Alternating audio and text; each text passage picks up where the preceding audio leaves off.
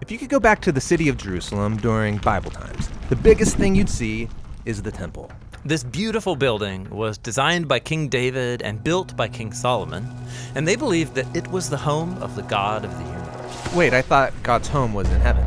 Well, the whole point of this earthly temple is that it's the place that overlaps with God's heavenly home. The temple is where God lives and rules all creation as king.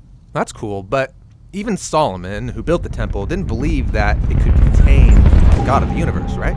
Yeah, the building was just a symbol, and it pointed to the fact that all of creation is God's temple.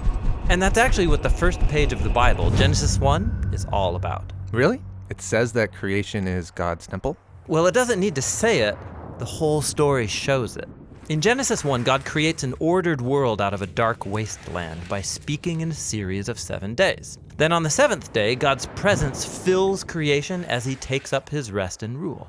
Similarly, the tabernacle and later the temple were built and dedicated in a series of 7 speeches in 7 days, after which the priest or king could rest and rule in God's presence.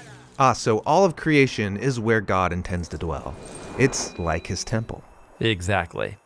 Now, turn the page to Genesis 2 and we get another portrait of creation. This one focuses in on the land.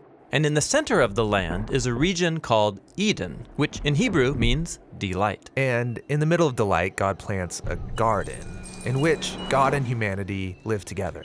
And that's why the temple was modeled after the garden, filled with imagery of gold and flowers. The menorah symbolized the tree of life. It's the place where God dwells with his people. Oh, got it.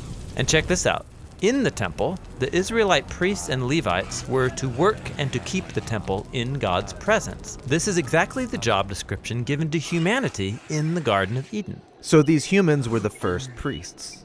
But instead of ruling with God, they wanted to rule on their own terms, and they're exiled from the garden temple. And like Adam and Eve, Israel's leaders also wanted to rule on their own terms, and they too were exiled. The temple was destroyed, and this left them wondering, did God give up on Israel?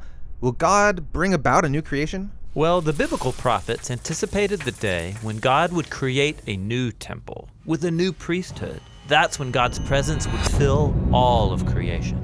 And when the Israelites returned to the land, they did rebuild the temple. But that temple didn't turn out the way the prophets hoped. In fact, later Israelite prophets said that this temple was hopelessly corrupt.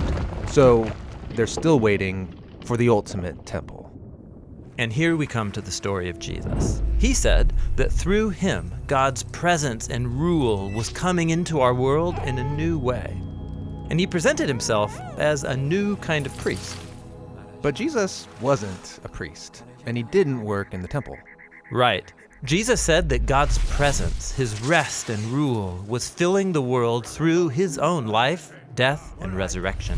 Jesus was claiming that he was the true temple, and this new temple would expand out to include all of creation. That's a really big claim. And it got even bigger. After his resurrection, Jesus said that God's presence would come to dwell in and among his followers so that they would become mini temples. Communities of people where God rests and rules. Exactly.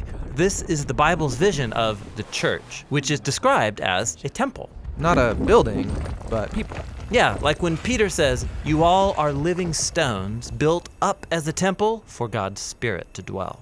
So, at the end of the story, do we ever get a new physical temple? Well, not exactly. What we see is a renewed cosmic temple, just like Genesis 1.